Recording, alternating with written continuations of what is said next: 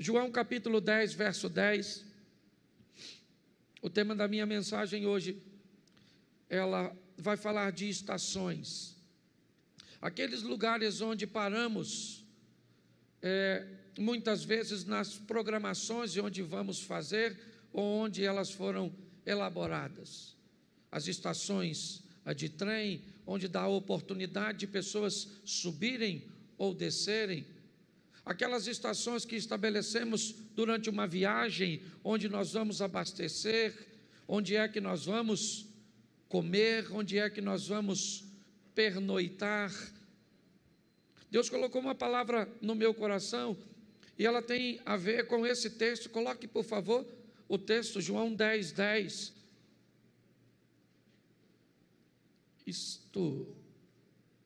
Isso. O ladrão não vem senão a roubar, a matar e a destruir. Eu vim para que tenham e a tenham com... Feche seus olhos. Senhor nosso Deus e Pai, em nome de Jesus, continua falando conosco. Usa-me, ó Deus, como um canal de bênção, pelo poder do nome de Jesus. Amém. Glória a Deus. Desde o início do ano, nós trouxemos para a igreja uma proposta de recomeço, de retomada, de realinhamento, de fazer com que a igreja retomasse aquilo que perdeu, realinhasse seu comportamento, revisse seus conceitos, rompesse com algum de seus paradigmas. Ou seja, no texto em que lemos, dito por Jesus, ele diz: o meu adversário é um ladrão, sua função é tríplice: roubar, matar e destruir. Porém, a minha função é oferecer a vocês vida, e vida com fartura, e vida com abundância. Minha proposta hoje é mostrar para você que ao longo da sua caminhada, obrigado, Daniel, ao longo da minha e da sua caminhada, algumas estações precisam ser estabelecidas, lugares por onde nós vamos passar, posicionamentos que vamos ter que tomar ao longo da caminhada, para que se cumpra essa palavra de Jesus. É muito importante entendermos que o relacionamento com Deus para esta vida é um relacionamento de parceria, onde aquilo que Deus fez por mim e aquilo que eu faço vai estabelecer tudo aquilo que vai se realizar mais à frente. Por isso eu peguei, antes de estabelecer um lugar de chegada, ou seja, de alcançarmos, de chegarmos, de concretizarmos, de realizarmos, nós precisamos identificar que algumas estações, ou seja, alguns posicionamentos precisam ser tomados. E eu rapidamente vou falar dos 5 que eu separei. O primeiro é direção, o segundo é força, o terceiro é resistência, o quarto é velocidade e o quinto é poder. Quando nós estabelecemos isso na nossa vida, inevitavelmente nós criamos um processo, cujo qual nós vamos delinear entre o meu ponto de início, o meu ponto de partida e onde eu quero chegar, onde eu pretendo chegar. Ao estabelecer a nossa direção, nós vamos começar a delinear nossa trajetória, nossas prioridades, nossas companhias. Quando nós estabelecemos a nossa direção, nós vamos entender que pessoas farão parte de nossa agenda, outras pessoas farão parte de nosso destino. Nós vamos parar de canalizar forças para momentos que são apenas transitórios e passageiros, para pessoas ou situações que não fazem parte do nosso destino, mas sim do nosso momento. E não que o momento não seja importante, e na verdade o é, mas muitas vezes choramos por vermos pessoas ou situações partirem da nossa vida, que na verdade elas não fazem parte de nosso destino, mas apenas de um agendamento pontual da nossa caminhada.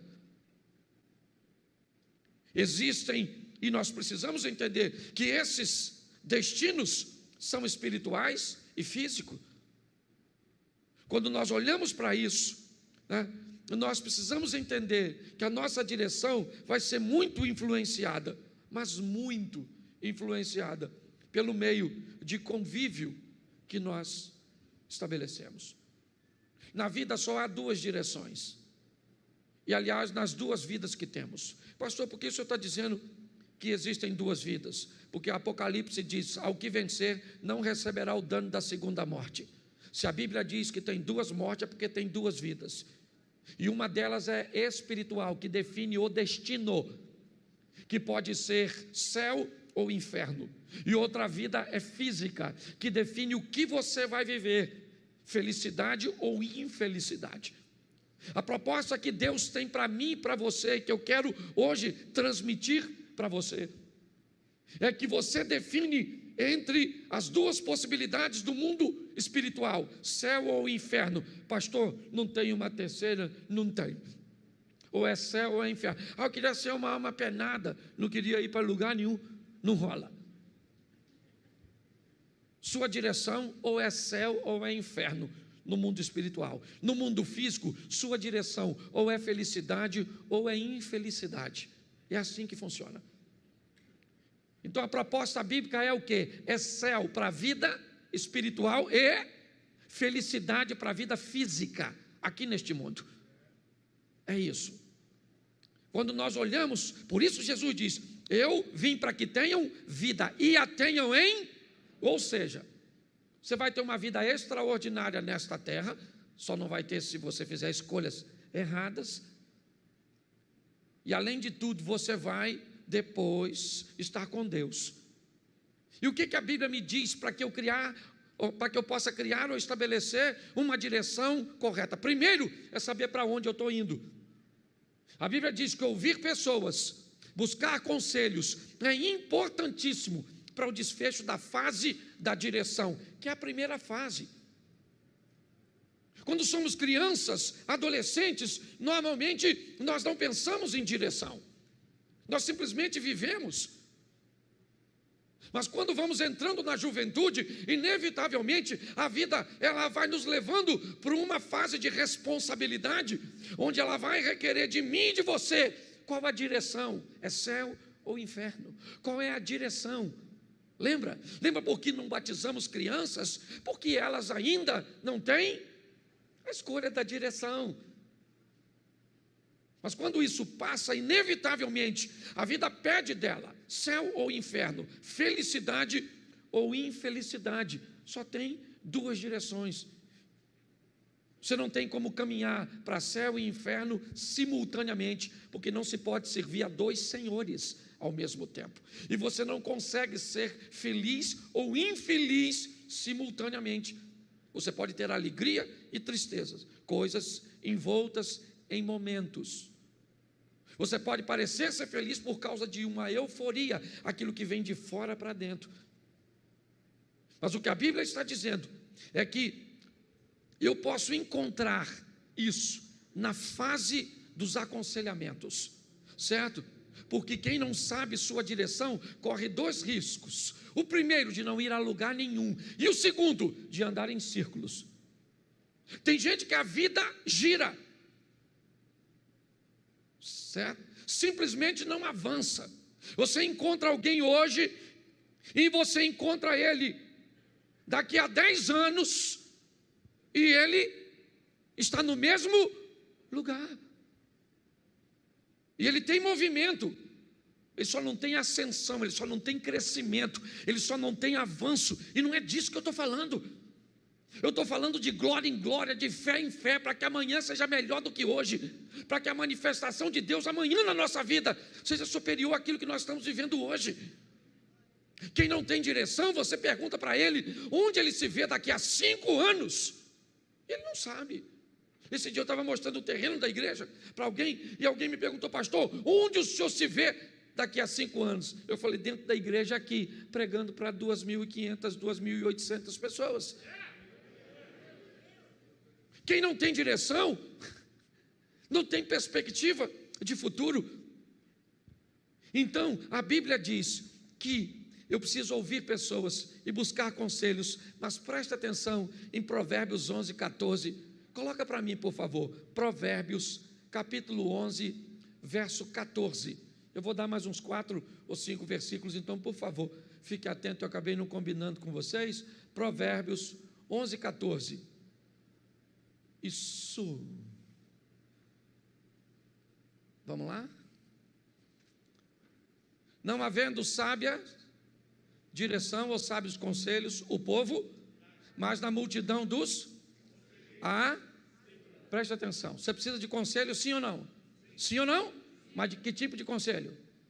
De gente sábia. Ok? Para você ter uma boa direção, você tem, certo?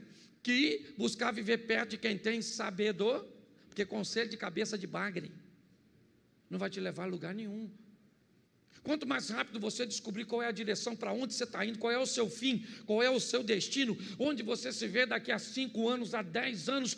Pastor, isso é se preocupar com o futuro? Não, isso é planejamento de vida.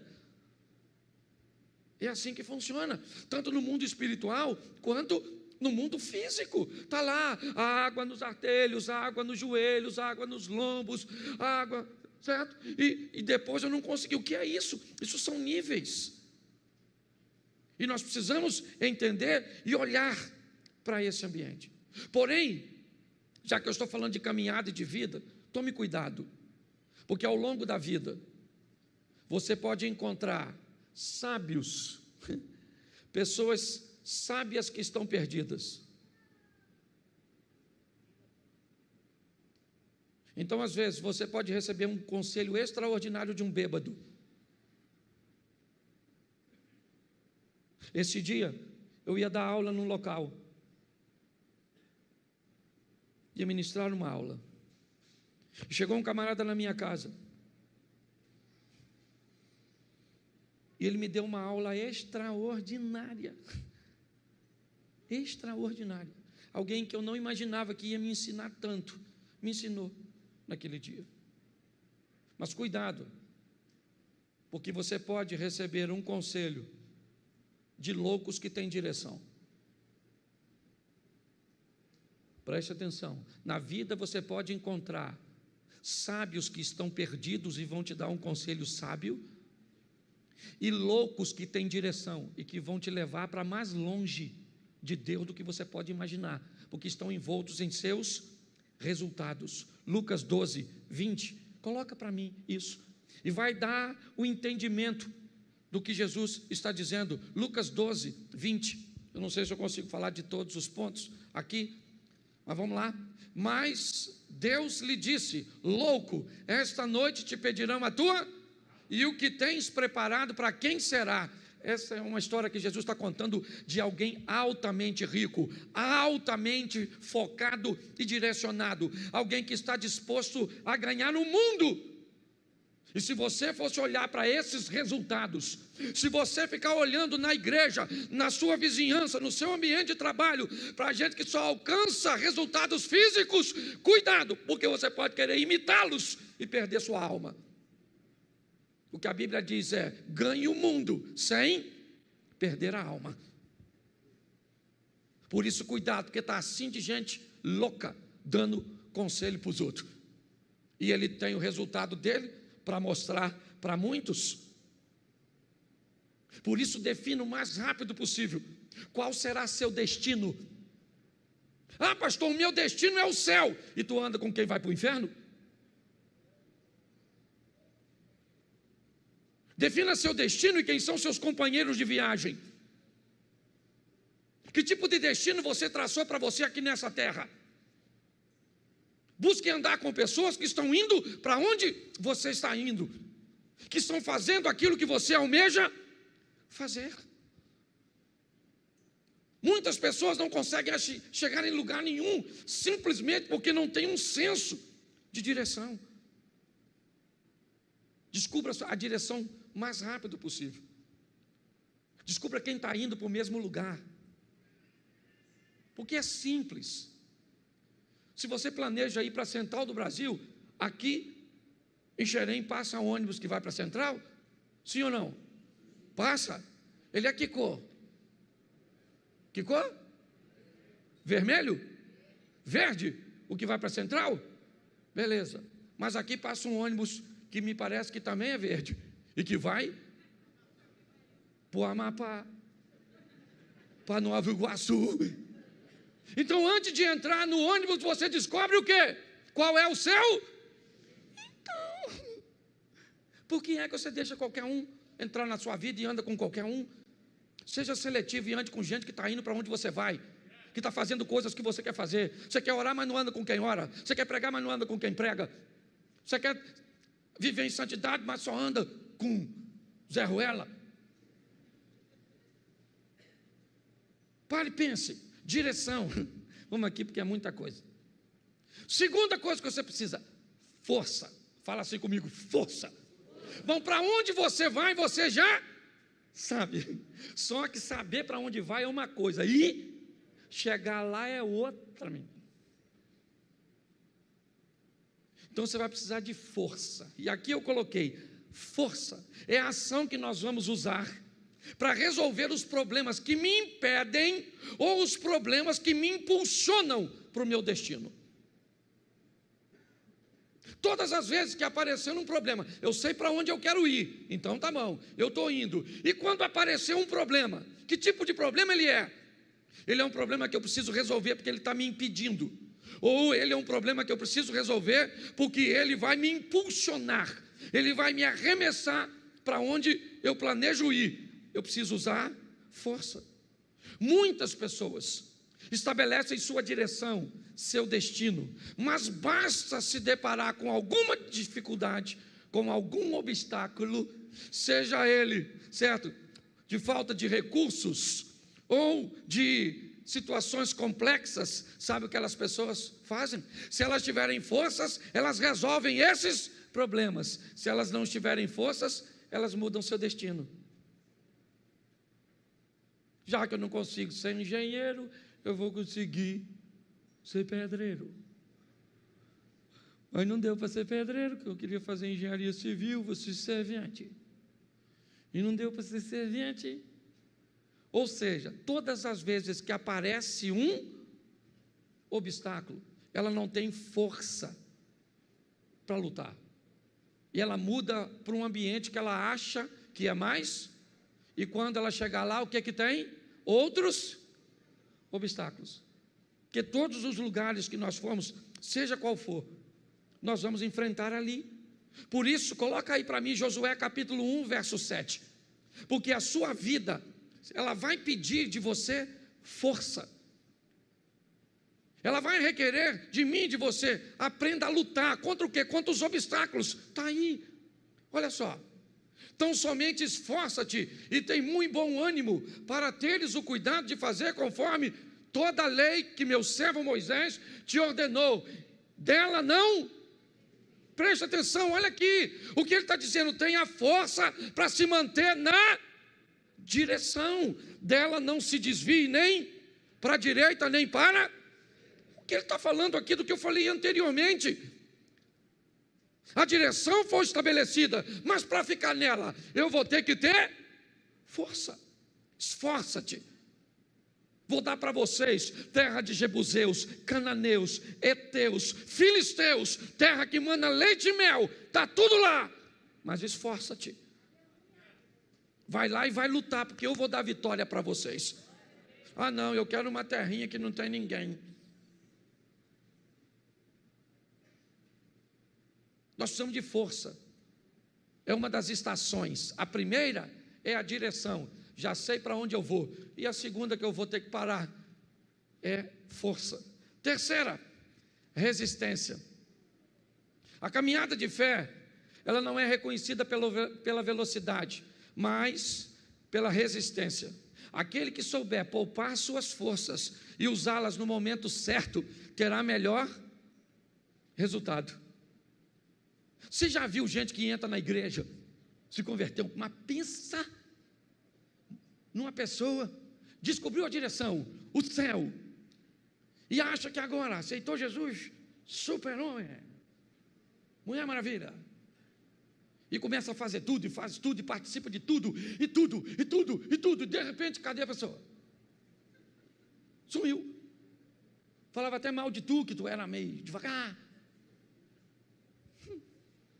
E você olha e cadê? Lhe faltou o quê? Usar a força certa para a coisa certa, gente. Pare de canalizar suas forças para lugar errado. Senão você vai esmorecer na caminhada. Fica na igreja olhando para quem não deve. Fica. Pastor, vou embora daqui. Descobri que ir para o céu é muito difícil. Vou lá para o concorrente. Ah, pastor, não dá não. Ah, não dá não. Você sabe quantas vezes, nos 7 anos que a igreja está fazendo, que eu já tive vontade.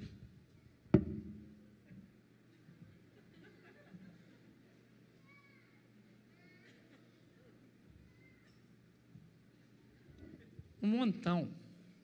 Tem gente que bate nas minhas costas ali, pastorzão. E por trás.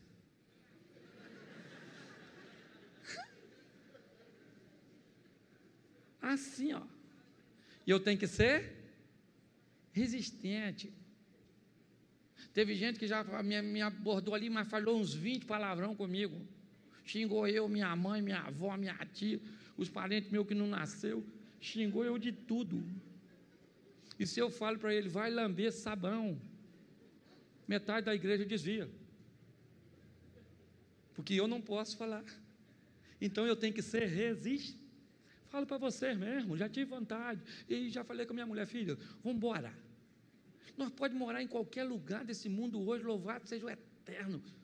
Nossos filhos já estão criados aí, certo? Vamos embora, eu e você, no mundo afora. Balão mágico, uma coisa desse tipo. Mas aí eu paro para pensar, Cláudio, lembra quando minha cadela morreu? Lembra, Lolô morreu? Lolô morreu, veio a óbito, perdemos Lolô.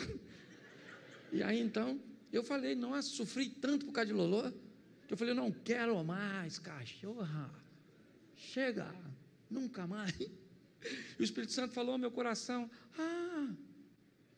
está machucadinho, não quer mais não, só por causa de uma decepção ruim, ou por uma situação ruim. Meu irmão, resistência, use a força certa. Você tem um pedaço de pau em casa, certo?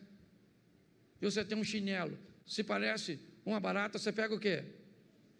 O quê? Mas o pedaço de pau é mais forte. Por que você bate o chinelo? Porque o problema é pequeno, então você resolve o chinelo, certo? Tem gente que não resolve, sai de casa. O que tem lá? Um monstro. Nossa, quem é? Uma barata. Sangue de Jesus tem poder. Mas se aparecer uma cobra na sua casa, você pega o chinelo? Você pega o quê? Porque você tem que usar as forças certas para resolver a coisa certa. Para de potencializar a coisa pequena. Senão você vai jogar a sua resistência no lixo. Tem que ser resistente. Efésios 6,13. Coloca aí. Já estou quase terminando. Pensei que já estava aqui. Efésios 6,13. Preste atenção. Glória a Deus, Efésios capítulo 6, verso 13. Portanto, agora não está valendo aquilo mesmo não, irmão. Portanto, tomai toda a armadura de Deus para que... Isso é uma mensagem fragmentada. Para que possais resistir no dia... Para que possais... Não. Volta lá no resistir, porque eu estou falando de resistência. Para que possais... Isso aí, meu filho, lembra? O que está acontecendo nesse capítulo de Efésios? Está falando da armadura de... Para você estar protegido, é capacete na cabeça, é couraça, é escudo, é sandália no pé. Para quê? Para que você seja resiste. Porque cada dia traz consigo o seu mal. Você quer chegar, querido, no final? Seja resiste. Porque está assim de gente falando pelo caminho. Sim ou não? É gente divorciando. Você já teve vontade de divorciar? Não fala não, você que é casado. Provavelmente você já teve vontade de matar seu cônjuge dormindo. Certo? Mas você foi resistente. Sim ou não? Isso, vamos lá, vamos adiantar aqui. Quarto, então primeiro vamos voltar lá no início. Você tem que ter direção, depois você tem que ter força, depois você tem que ter... E aí, se você chegar até aí, você define a velocidade. E eu confesso que eu fiquei desapontado quando me deparei com esse texto de Números 13, 25. Eu já tinha passado por esse texto dezenas de vezes, mas eu nunca tinha parado para ver sob essa perspectiva. Números 13, 25. Depois, voltaram ao fim de quantos dias? Quantos dias? Se esses caras voltam de espiar a terra depois de 40 dias, se eu quiser fazer qualquer tipo de conta, vai ficar, certo? Pequeno. Sim ou não? Sim ou não? Sim. Se ele levasse 20 dias para ir, mais 20 para voltar. Se levou 15 para ir, 15 para voltar, 10 para espiar. Se levou 40 para ir, 5 para espiar, 40 para voltar, seja qual for, a conta compromete algo muito sério, a velocidade. O que a Bíblia está dizendo é que o povo leva 40 anos para atravessar ou para chegar num lugar que os espias fizeram com... Nós temos um problema aqui, velocidade. Ok? Velocidade. Muitas pessoas se perdem porque ficam a vida toda lutando por um propósito. Cuidado com isso, porque quando Deus diz, vai lá e espia, eles estão 40 dias, 60 dias, que tivesse um ano distante de onde Deus preparou para eles, e eles levam 40. Deus tem coisas para mim e para você que pode ser alcançado muito mais rápido do que você imagina, mas depende do seu posicionamento mediante a isso, porque velocidade é extremamente importante, porque a vida é curta, única e rápida. Dê uma olhada para isso.